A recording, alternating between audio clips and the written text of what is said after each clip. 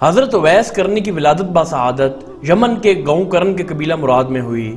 آپ کے والد محترم کا نام عامر ہے۔ آپ کی والدہ نے آپ کا اسم مبارک اویس رکھا اور اسی نام سے آپ نے شہرت پائی۔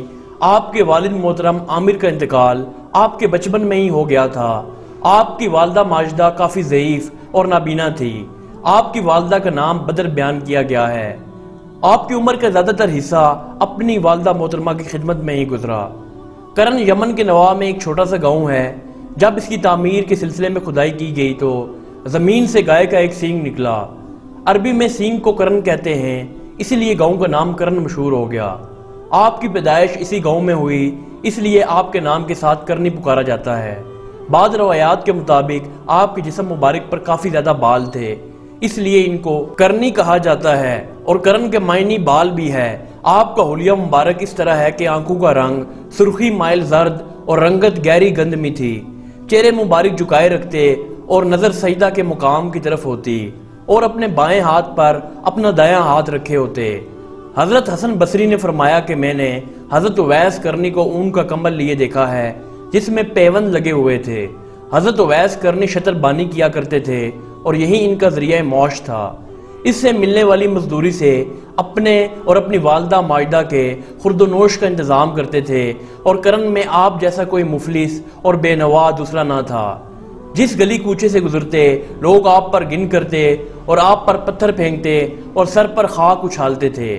حضور کریم صلی اللہ علیہ وآلہ وسلم کی آپ پر خصوصی نگاہ کرم تھی۔ رسول کریم صلی اللہ علیہ وآلہ وسلم سے عشق کی جو تڑپ و لگن حضرت اویس کرنی کے دل میں موجود تھی، حضور سرور کائنات صلی اللہ علیہ وآلہ وسلم اس سے بخوبی آگاہ تھے۔ عشق مصطفیٰ نے آپ کے اور حضور نبی کریم کے مابین ایک مضبوط باطنی اور روحانی تعلق قائم کر دیا۔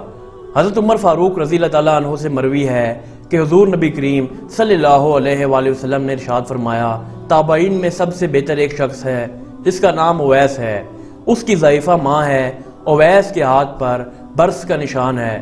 تم جب اس سے ملو تو اسے کہنا کہ امت کے حق میں دعائے مغفرت کرے۔ رسول اللہ صلی اللہ علیہ وآلہ وسلم ارشاد فرماتے ہیں کہ محشر کے روز 70,000 ملائکہ کے جلوہ میں اویس کرنی جنت میں داخل ہوں گے، اور وہ 70,000 ملائکہ آپ کے ہم شکل ہوں گے، تاکہ حضرت اویس کرنی کی شناخت نہ ہو سکے۔ صرف اس شخص کو ان کی شناخت ہوگی جس کو اللہ تعالیٰ ان کے دیدار سے مشرف کرنا چاہے گا۔ یہ اسی وجہ سے ہوگا کہ آپ نے اپنی ساری زندگی خلوت نشین ہو کر اور مخلوق سے پردہ پوشی اختیار کر کے محض اللہ تعالیٰ کے لیے عبادت و ریاضت میں صرف کی۔ حضرت اویس کرنی کی توجہ دنیا سے ہٹ کر آخرت کی طرف مائل ہو چکی تھی۔ آپ دنیا سے صرف اس قدر ہی واسطہ رکھتے تھے جس قدر زندہ رہنے کے لیے ضروری ہوتا ہے۔ آپ گوشہ نشینی کو پسند فرماتے تھے، اس لیے آبادی سے دور رہنے کو ترجیح دیتے تھے۔ اس کی خاطر آبادی سے دور ایک مکان میں مقیم تھے۔ جب اس مکان تک بھی لوگوں کی رسائی ہو گئی اور آپ کی عبادت میں خلل پیدا ہونا شروع ہوا تو آپ نے وہ مکان کو چھوڑ دیا اور جنگل کی طرف نکل گئے اور یکسوئی کے ساتھ عبادت الہی میں مشغول ہو گئے۔ جب کبھی آبادی کی طرف آتے تو ناسمجھ لوگ اور بچے آپ کی حالت دیکھ کر ہنستے اور آپ کو دیوانہ سمجھتے اور تنگ کرنے کی غرض سے آپ پر پتھر پھینکتے تو آپ ان سے مخاطب ہو کر فرماتے، لوگوں چھوٹی کنکریاں مارا کرو، بڑے بڑے پتھر مارنے سے میرا خون بہہ جاتا ہے اور میرا وضو جاتا رہتا ہے، تمہارے ایسا کرنے سے میری نماز قضا ہو جاتی ہے۔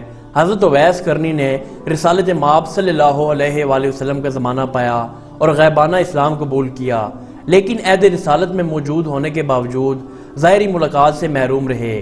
دربار نبوی صلی اللہ علیہ وآلہ وسلم میں حاضر نہ ہونے کی ایک وجہ آپ کی والدہ ماجدہ بھی تھی جو ضعیف اور نابینا تھی اور آپ کو خود سے جدا نہ ہونے دیتی تھی۔ آپ دن رات ان کی خدمت و اطاعت میں رہتے تھے۔ قرآن کریم میں اللہ اور رسول صلی اللہ علیہ وآلہ وسلم کی اطاعت کے بعد والدین کی اطاعت و خدمت کا حکم اکثر ملتا ہے، اس لیے آپ حکم ربانی کے پیش نظر والدہ کی خدمت میں رہنا ضروری سمجھتے تھے۔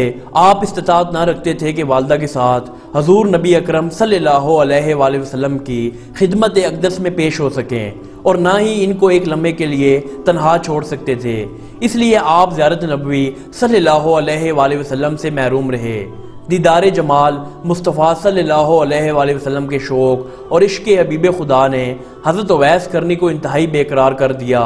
آپ مائی بے آپ کی طرح تڑپنے لگے تو ایک دن ہمت کر کے والدہ ماجدہ سے رخصت کی اجازت طلب کر ہی لی۔ والدہ نے اجازت دیتے وقت فرمایا کہ جلد واپس آ جانا۔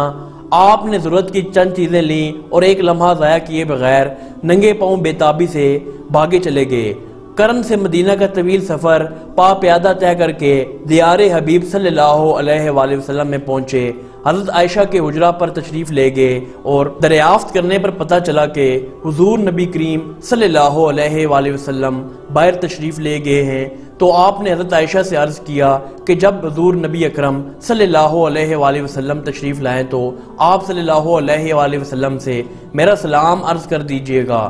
والدہ ماجدہ کے حکم کے مطابق آپ انتظار کیے بغیر واپس لوٹ آئے۔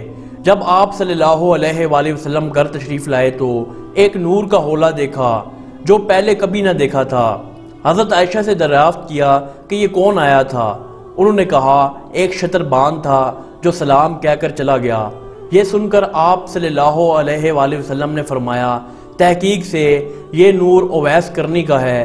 حضور نبی کریم صلی اللہ علیہ وآلہ وسلم نے اپنے وصال سے پہلے صحابہ کرام کو وصیت فرمائی کہ میرا جبہ مبارک میرے اویس کرنی کے پاس لے جانا اور میرا سلام پہنچانا اور میری امت کے لیے دعا طلب کرنا، کیونکہ اویس کی دعا میری امت کے لیے مقبول ہوگی۔ جب آپ لوگ یمن جاؤ گے تو اویس کو شتر بانو کے درمیان بیٹھا پاؤ گے۔ چنانچہ حضور نبی کریم صلی اللہ علیہ وآلہ وسلم کے وصال کے بعد حضرت علی اور حضرت عمر فاروق دونوں کرن تشریف لے گئے اور لوگوں سے اویس کرنے کے بارے میں پوچھا۔ لوگوں نے بتایا کہ ہاں ایک دیوانہ شخص لوگوں سے الگ بیٹھا رہتا ہے، وادی عرفہ میں شتر بانی کرتا ہے۔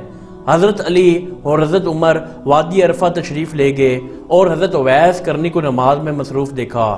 نماز سے فارغ ہوئے تو حضرت علی اور حضرت عمر دونوں آپ کے سامنے بیٹھ گئے اور حضور نبی کریم صلی اللہ علیہ وآلہ وسلم کا سلام پہنچایا اور جبہ مبارک پیش کیا اور امت محمدیہ کے لیے دعائے مغفرت طلب کی۔ حضرت اویس کرنی نے جبہ مبارک چوما اور سر بسجود ہو گئے اور روتے ہوئے مناجات کی، یا اللہ تیرے محبوب کا جبہ مبارک اس وقت تک نہ پہنوں گا جب تک امت محمدیہ بخشی نہ جائے۔ تیرے محبوب صلی اللہ علیہ وآلہ وسلم نے یہ کام میرے ذمہ لگایا ہے۔ غیب سے آواز آئی کہ اتنے ہزار لوگوں کو بخش دیا ہے۔ آپ نے کہا میں نے تو سب کی مغفرت کی طلب کی ہے۔ آواز آئی اتنے ہزار مزید بخش دیے ہیں۔ آپ اصرار کرتے رہے حتیٰ کہ آواز آئی کہ اتنی امت محمدیہ بخش دی گئی جتنی تعداد میں قبیلہ ربی اور قبیلہ مضر کی بھیڑ بکریوں کے جسموں پر بال ہیں۔ یہ بشارت پا کر آپ نے اپنا سر مبارک سجدے سے اٹھایا اور جبہ مبارک پہنا اور حضرت علی اور حضرت عمر کو اللہ تعالیٰ کی رحمت سے آگاہ کیا۔ حضرت اویس کرنی حضرت علی کی حمایت میں جنگ صفین میں شریک ہوئے اور لڑتے لڑتے شہادت کا مرتبہ پایا۔ آپ کا مزار شریف کرن میں ہے۔